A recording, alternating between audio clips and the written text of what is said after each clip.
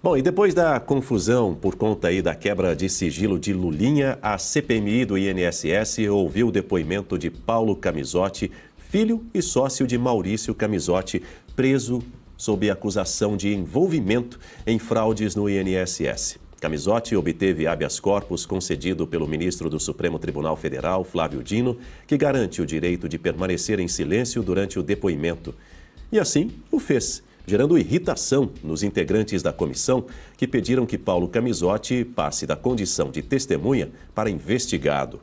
O relator da CPMI, deputado Alfredo Gaspar, do União de Alagoas, disse que a família Camizotti moveu mais de 350 milhões de reais por meio de 3 entidades ligadas ao esquema, valor 5 vezes maior que o atribuído ao operador financeiro conhecido como Careca do INSS. Eu vou ouvir você agora, Berenice Leite, lembrando que a senadora Damares Alves faz parte dessa comissão. Ela, no momento, no espaço que foi cedido para ela se dirigir ao Paulo Camizotti, ela fez menção a essas delações que já estão ocorrendo para tentar incentivar o Paulo Camizotti a seguir o mesmo caminho. Vamos ouvir a Damares Alves antes de escutar você, Berenice. Uma que está presa lá na Papuda, já tem alguns em desespero. Inclusive, senhores, o Stefanuto está abandonado na cadeia. Tem gente presa lá, que já está no limite. E ontem a gente foi surpreendido até que já tem alguns fazendo delação premiada. Te antecipe, Paulo. Não perca esse instrumento.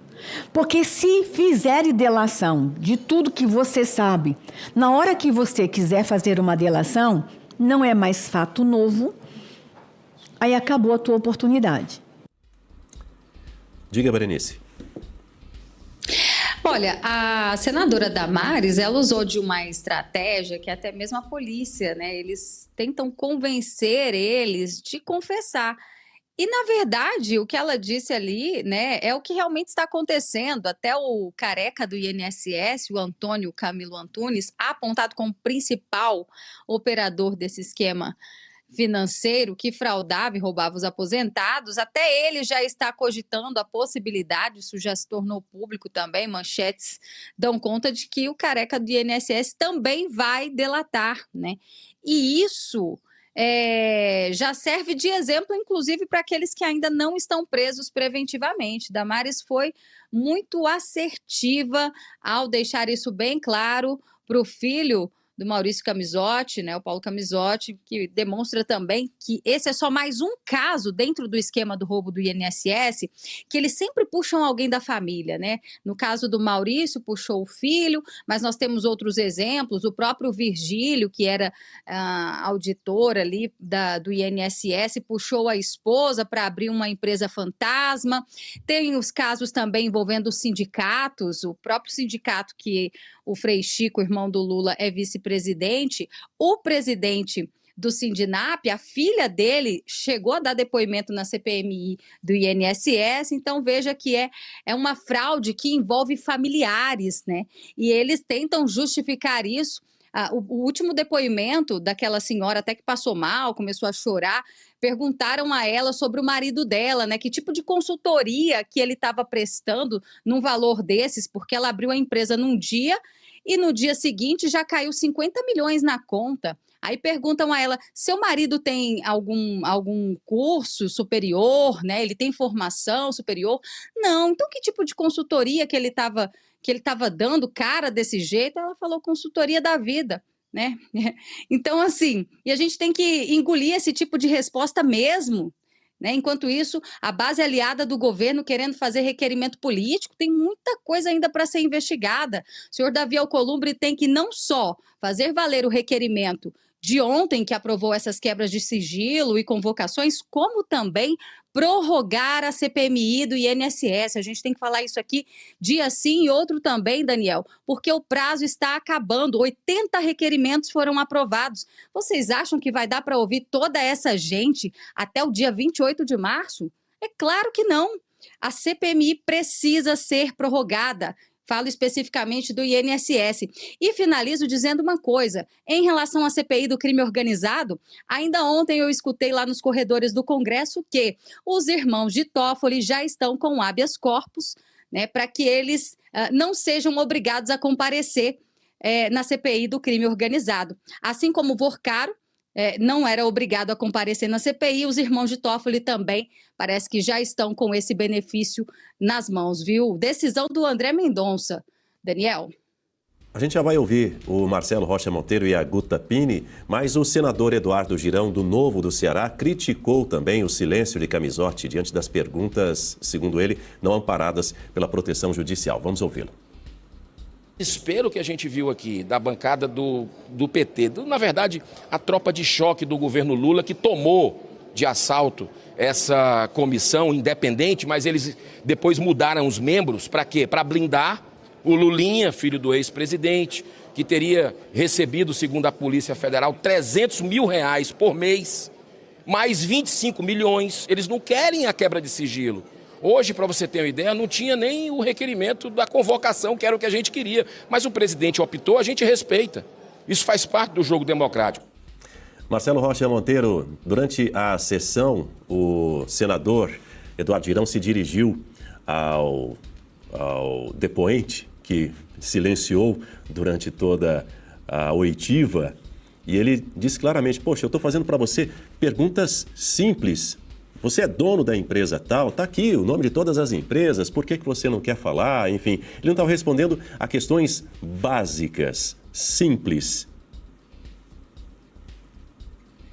É porque, com o básico, essa turma já se enrola. Eles estão enrolados desde o básico. Daniel, aqui a questão é a seguinte, e isso aqui me faz ter uma opinião sobre as comissões parlamentares de inquérito um pouco diferentes das que muita gente tem, né? Muita gente diz que não dá em nada, termina em pizza, etc.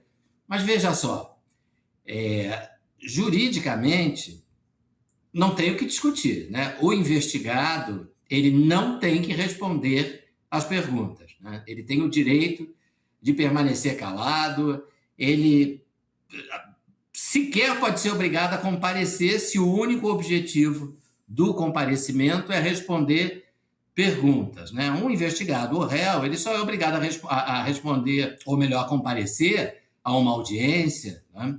Se você tem, por exemplo, uma situação de necessidade de reconhecimento pessoal. A vítima do crime ou a testemunha precisa olhar para o sujeito para dizer, foi ele que te assaltou, não foi ele, está reconhecido. Nesse caso, ele tem que comparecer, né? Obviamente, não é esse o caso das CPIs, porque o assalto que nós estamos investigando aí é de outro tipo, né? Não é o roubo à mão armada. Então, o sujeito vai lá e não fala nada, não abre a boca, não responde a coisa alguma. Não há nada que se possa fazer do ponto de vista processual, do ponto de vista jurídico, mas do ponto de vista da opinião pública, eu acho isso muito importante, né? Quer dizer, os brasileiros assistem a um espetáculo deprimente desses e tiram as suas próprias conclusões. Ué, o sujeito foi lá e não quis responder nada, né? Os outros pediram habeas corpus para não ter que ir, os irmãos do Toffoli, né? Não querem ir, né? Então, é direito, né, do eleitor, é direito do cidadão tirar as suas próprias conclusões, né? O investigado não é obrigado a responder, mas o cidadão não é obrigado a acreditar na honestidade, né, do investigado. E aí tem uma questão que eu acho muito importante, né, que surgiu ontem, quando o André Mendonça ele concedeu essa decisão, eu acredito que tenha sido um habeas corpus, eu não tenho certeza, mas enfim, ele proferiu uma decisão dizendo que os irmãos do Toffoli, né, o irmão padre e o irmão que não é padre, né, não são obrigados a ir. Por que ele decidiu dessa maneira? Porque eles não estão sendo considerados testemunhas. Para o André Mendonça, eles seriam ouvidos na condição de investigados.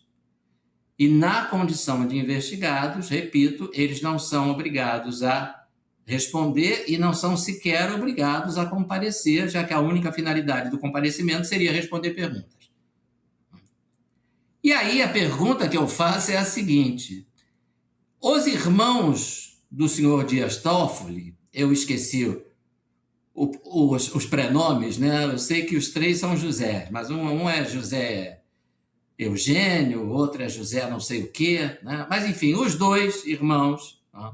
O padre e o outro que mora na casa que não conserta o chão, estão sendo considerados investigados por quê? Porque eles são sócios da empresa com aquele nome esquisito, Maridite, né? Que é Mari de Marília, DT de Dias Toffoli. Eles são sócios dessa empresa. E como sócios, eles receberam 35 milhões do senhor Daniel Vorcaro. Né? Bom, hoje o Brasil inteiro já sabe que o senhor Dias Toffoli, o irmão que é ministro do Supremo, também é sócio dessa empresa. Ele confessou, ele admitiu. Meu nome não aparece, mas eu tenho cotas, é porque é uma sociedade anônima, eu não quis que o meu nome aparecesse, porque será, não é mesmo? Mas diante do escândalo todo, ele teve que admitir, não, realmente eu era, né, sócio.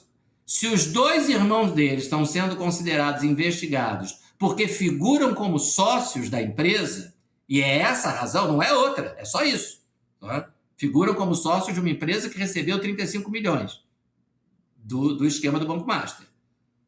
Então, o senhor Toffoli também tem que ser considerado investigado. Tá?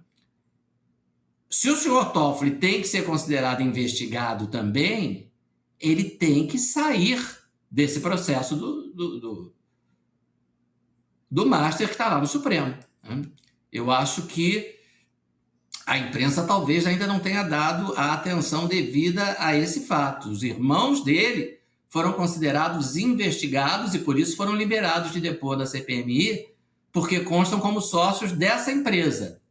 Ele também é sócio, o que ele mesmo já admitiu. É hoje um fato público e notório.